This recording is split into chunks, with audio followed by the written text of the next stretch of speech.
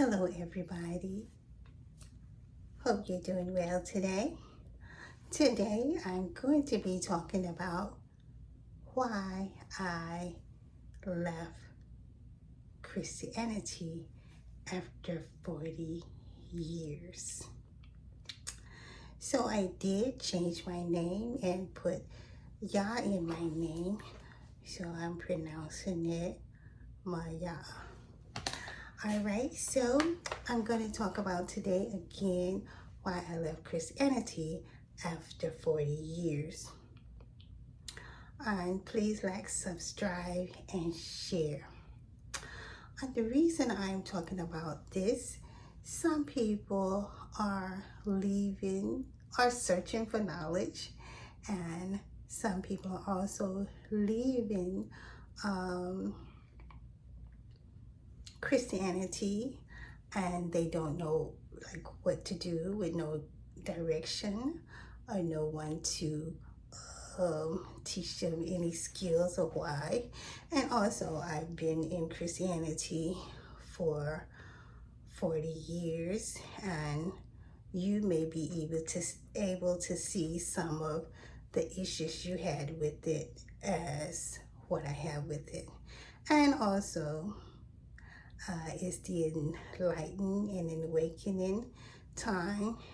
You might be seeking for true knowledge. And so that is why I'm going to tell my story. Now it's probably going to be a pretty long story. So I'm going to put some parts in there so you can see where I'm coming from. But feel free to cut it. And if it does get too long, I will probably make it into 2 parts.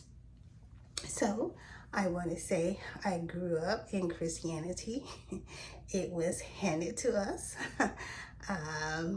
no choice. And my family was born into Christianity. Their family born into Christianity, probably all the way back to the beginning of our time here from the 1600s. And so my family, my mother was a Methodist and my father Baptist. So we went to both of the churches. Now we were, and still is, some of my family in the rural South, at least 70% of them are, and they went to church once a month, and they went to Sunday school the rest of the time. So we went to both churches and the Sunday school the rest of the time. Whatever I say is nothing against my parents, because, and if I was a parent, it would be nothing against me. So would be giving your family what someone gave you and what you saw as the truth as far as you understood. And the question you have and the question that you may have had, no one was ever to answer them, and so you had to go along with whatever you was given. And it's the same today, the exact same. Nothing has changed. And also I will also venture out to say hardly nothing has changed out in the country where I'm from, barely, maybe about this much. And so as a child, I was an avid reader, still is, and I read the Bible, and my family did also, but I think me and my father read the Bible the most. And I was always a detail reader. I believed in details, and I went into accounting. This is how detailed I was, because I love the detail. And accounting requires you pay attention to a lot of details.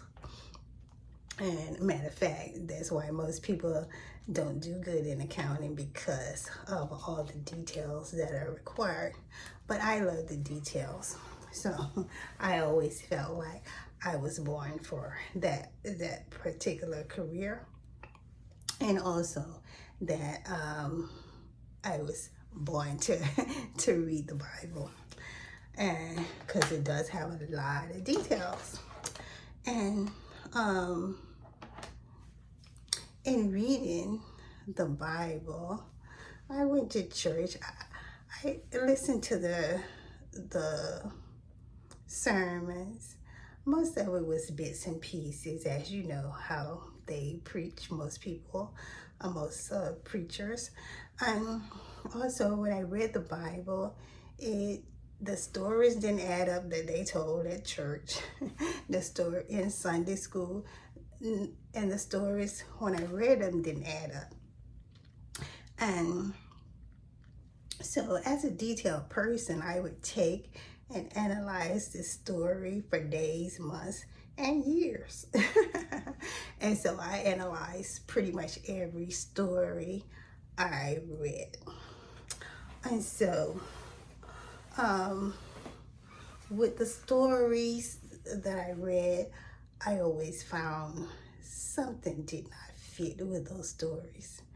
And most of the time, I just wondered, did my parents feel the same way?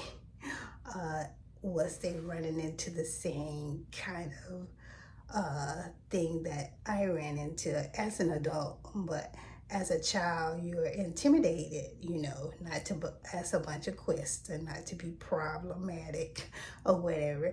And as an adult, you also have the same kind of issues as not to ask any questions, not to be problematic, and not to, not to rock the boat, as the people would say.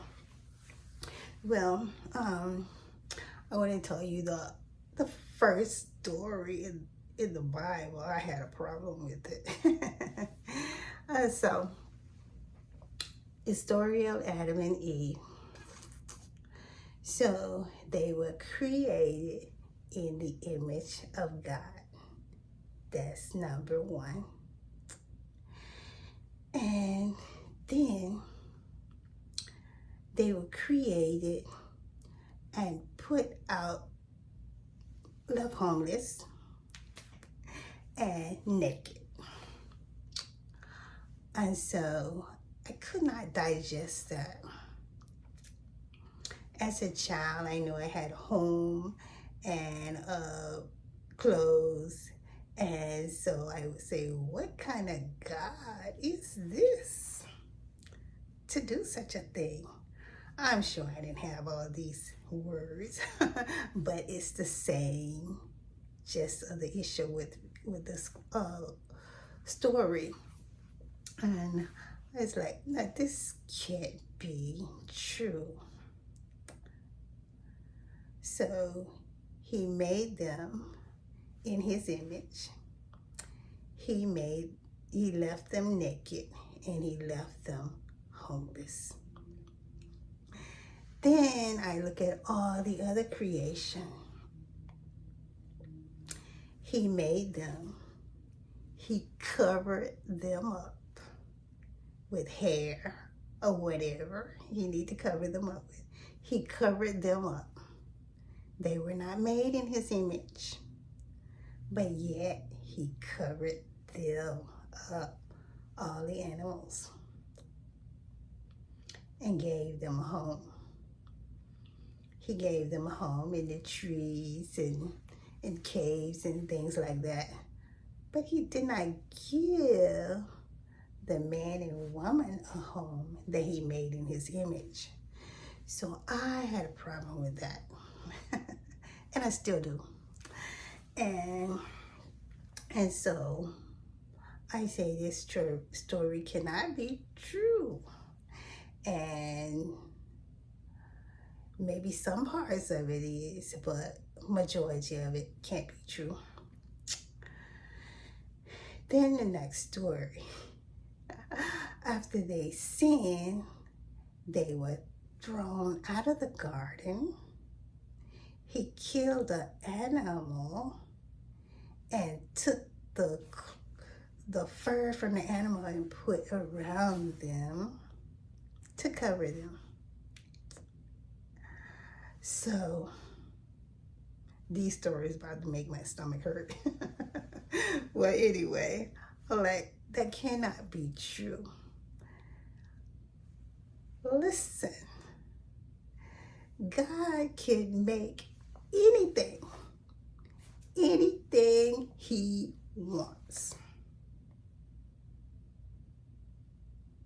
Anything. Can you imagine? I mean, look at our eyelash. Look at our skin.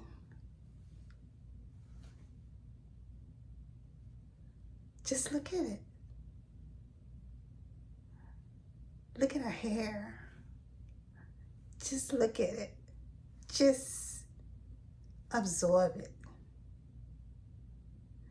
Look at the mountains and the fountains and the different kinds of dirt and all the trees and all the different leaves.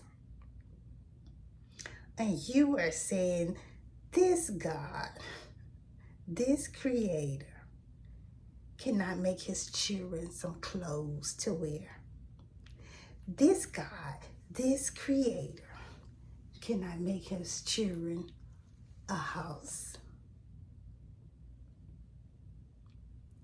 Well,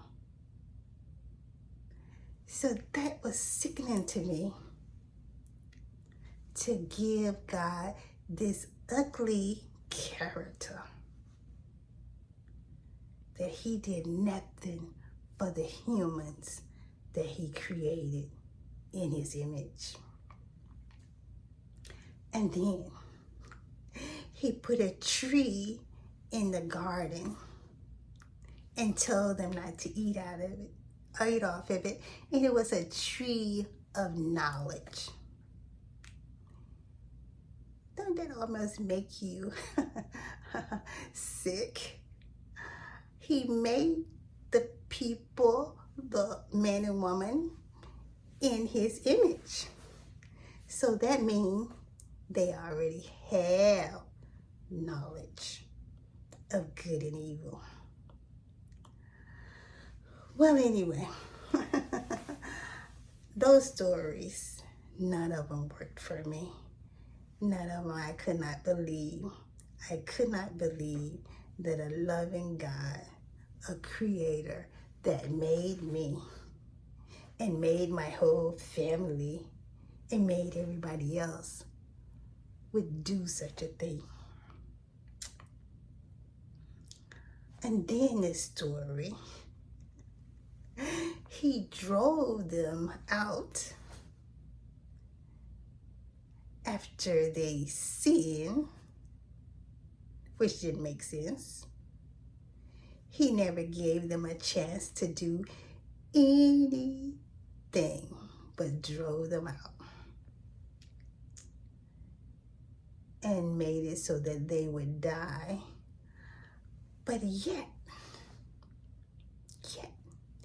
he's gonna give us chance after chance after chance after chance, 100 probably million chances before we die. But yet, he ain't gonna give them no more chances. Throw them out of the only home they knew. So I have a problem with those stories. And you're not allowed to ask any questions, because the other people that you're asking questions to, they have a problem with the stories. They're afraid to ask. They've been intimidated. Okay, so I would not, get into any of those deep conversations, because I really had nobody to do it with it except my parents. And we was a working family, so we didn't really have time for a lot of stuff. We was a sharecropping working family, so we had to work probably more than most people today as children. And so we had to work and go to school and keep up with our work so we would not be failing classes. And we did that. So, since I had nobody to, talk about this with or bounce any ideals off of or question anybody, and plus you wouldn't dare do it in church, in Sunday school. So I put it aside, became a teenager, did teenager stuff as much as possible, and then graduated, grew up, went off to college, and still, those questions were still there. Because it was never answered to any kind of, and I could not find any answers anywhere. And so after I got out of college, I didn't finish, not the first time. And so I got out of college and went to work, and then I began to look at the church. I have been in church all my life, but then I began to look at the church as an adult. And I began to pick apart the church, like the story. And I was like, this can't be right. It can't be. So I'm going to give you some examples. By the way, those stories, they're in Genesis. And it really only get worse from there. Those are the worst though, because you're saying God didn't really care about these humans he created. And so, in the church, they take tithes. They never, ever help the widow, the orphan, and the poor. Never, ever do. So I was like, this can't be right. There's something wrong with this. And it still is something wrong with that. And then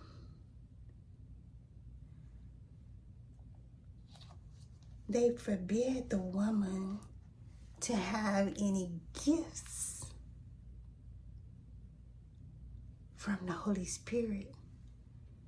Yet the Holy Spirit did not say that they will only give gifts to the man. So I had a problem with that.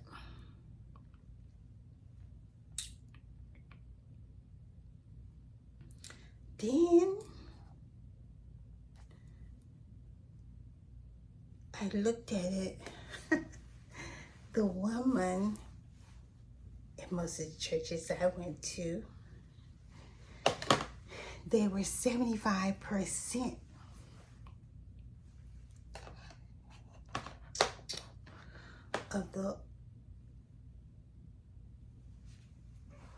of the parishioners, and they probably paid 75 or 80% of the money.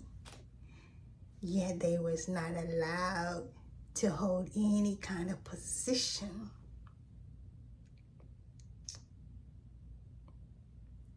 So I saw that as problematic and hypocritical.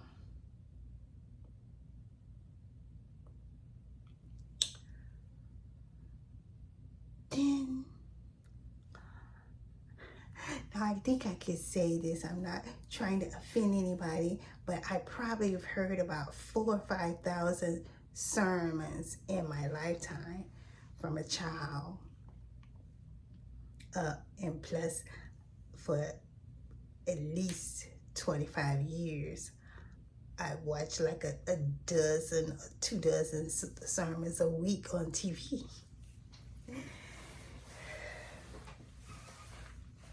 And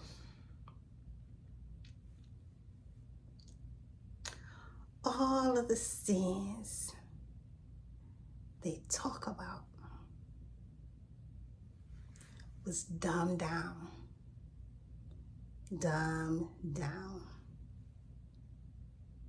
Except the sin that had to do with a woman. You say, well, YAHUAH, what is those sins? Well, the first one is getting pregnant out of wedlock. That's a sin they love to talk about. I think out of all the sermons, if I heard anybody talking about sins, out of all the sermons I heard, that was the #1 sermon. And it still is. It still is to this day. Let me give you an example.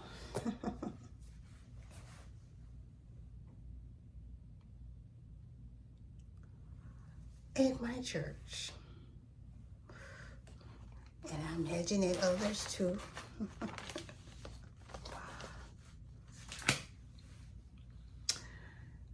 they sit and talking about the sins of the woman. When a girl there got pregnant, they would like talk down to her, be mean to her, all kind of stuff.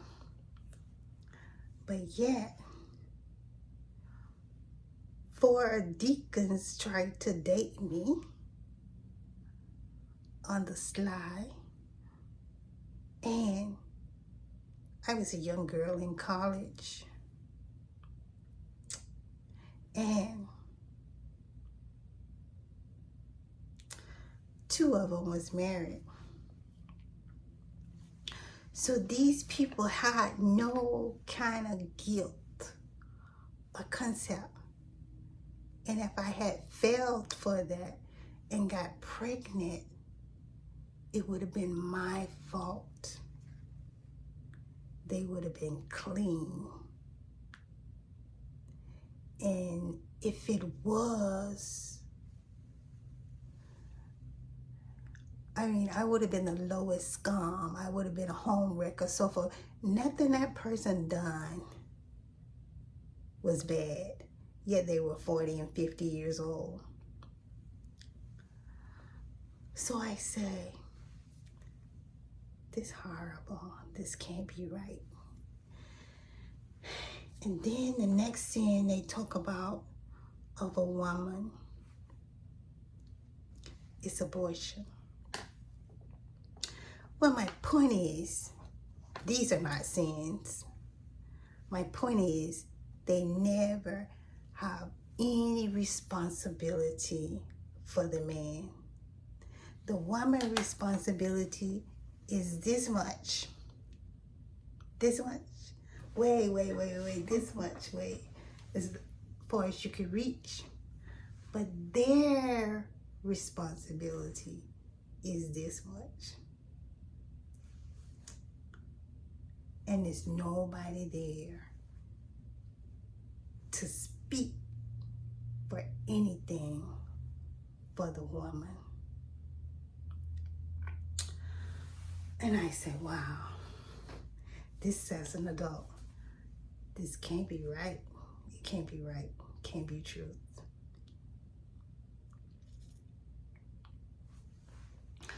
I want to go back to that story. Adam and Eve. when I got grown, I saw that they were lying on God about God put Adam in the head. It don't say that. Paul somebody have a little bit about that, but that's not true of God. And also, the Bible been tampered with, so they probably put those words in there about Paul, which wasn't his real name. And if you're gonna change somebody's name, you don't think you'll tell other lies about them? Well, the so-called sin of abortion, which is not a sin, they make a big thing out of that at church. But they never make a sin out of what the real sin is. The men's going around getting babies out of wedlock. They ain't trying to marry. They trying to go with 4, 5, 6 women, 10, 15 women in their lifetime. They never see their own sins. They pick on, they crucify the woman's sin. They pick that. And all the women, I guess they've been so beat down to this, and this is the only religion they know until they accept that. But for me, I say, nah, I have to know the truth. I have to know the true God. I have to know the true Creator. And I never knew how to look for anything. And if I found something, to me, it was nothing I could do about it except continue in that same religion or ideology. And you look around at other religions, they're the same and worse. They got the same ideology as Christianity. So I'm just gonna tell you, they're the same and worse. So not to go into them, I'm just saying why I left Christianity.